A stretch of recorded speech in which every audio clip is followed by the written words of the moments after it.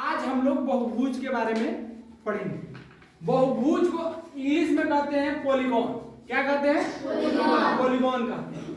बहुभुज क्या होता है? वैसी समतल और बंद आकृति, मतलब ऐसी समतल, यानी इसका समतल ऊबड़ खाबड़ ना होकर क्या हो, बराबर हो, मतलब ऐसी समतल आकृति, वैसी समतल एवं बंद आकृति जो 3 या 3 से अधिक भुजा से मिलकर के बने।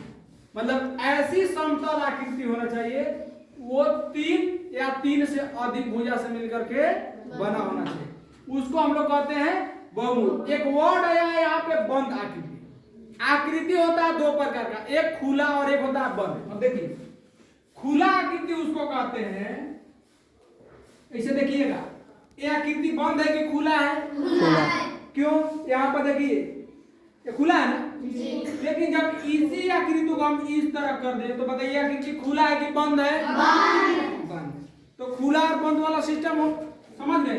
ये हो गया खुला आकृति और ये हो गया बंद आकृति।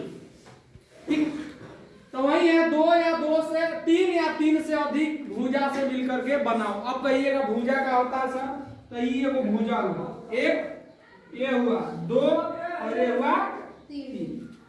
ये 3 भुजा से बना हुआ आकृति है, ये क्या कहलाएगा? बहुभुज। लेकिन इसका नाम क्या है?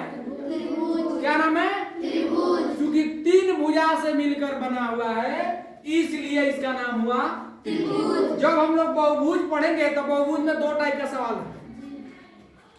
एक तो इसका टाइप में बदलेंगे तो एक होगा भुजा के आधार पर कई प्रकार का होता है, दूसरा है कि आकृति के आधार पर कई प्रकार का होता है। यहाँ से पूछा जाएगा कि भुजा के आधार पर कितना प्रकार के और आकृति के आधार पर कितना। तो भुजा के आधार पर हम इसको बांटे हैं, कह रहा है 3 या 3 से अधिक होना चाहिए। 3 से कम भुजा पर कोई आकृति बनेगा नहीं।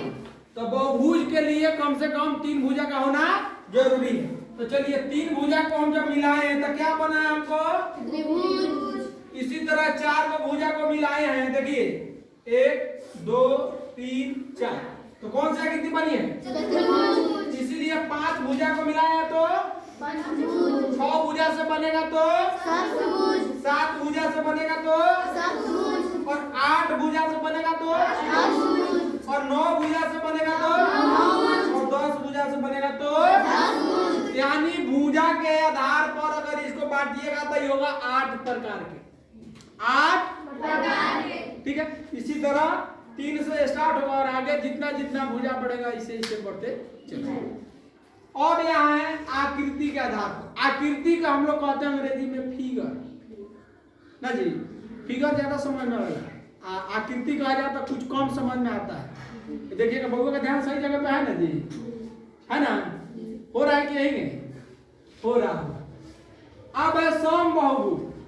सम का मतलब होता है बराबर। सम का मतलब क्या होता है? बराबर। अब बहुभुज आप समझ रहे हैं कि 3 या 3 से अधिक भुजा से बना हुआ आकृति क्या कहेगा? बहुभुज। बहुभुज। तो इस सम बहुभुज मतलब ऐसा बहुभुज जेकर भुजा भी बराबर और कोण भी बराबर, जैसे जिनकी भुजा और कोण दोनों क्या होना चाहिए? बराबर, यानी समान होना चाहिए। ऊपर कर दीजिए, दोनों क्या होना चाहिए? समान। सही से आ रहा ना? अब जरा कहिए, इसका नाम आप सुने होइएगा, 3 भुजा से त्रिभुज बनता है जी। लेकिन आप समबाहु त्रिभुज का नाम सुने हैं? समबाहु, बाहु का मतलब भी होता है भुजा, बाहु का मतलब क्या होता है? भुजा। और सम माने बराबर, जेकर भुजा बराबर हो उसको बोलते हैं समबाहु।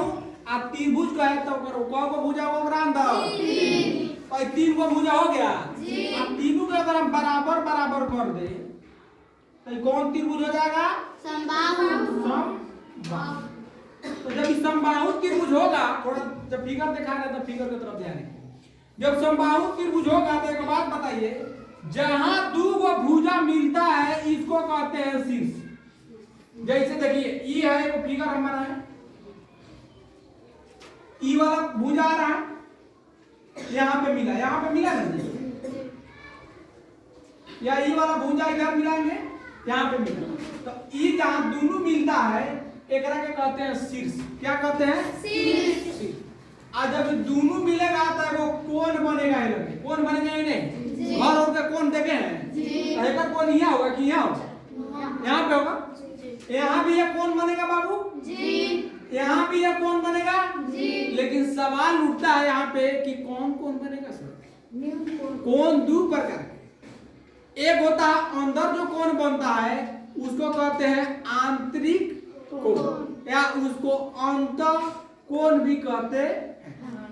एक बाहर भी कोण बनेगा, थोड़ा सा सही से देखिएगा, ई वाला को अगर ऐसे ऐसे कीजिएगा तो यहाँ कोण बनेगा या नहीं बनेगा, बनेगा। तो ई वाला कोण को कहते हैं बाह्य कोण, बाह्य माने बाहरी कोण, एकरा के अंदर वाला को बोलते हैं आंतरिक कोण, आंतरिक कोण।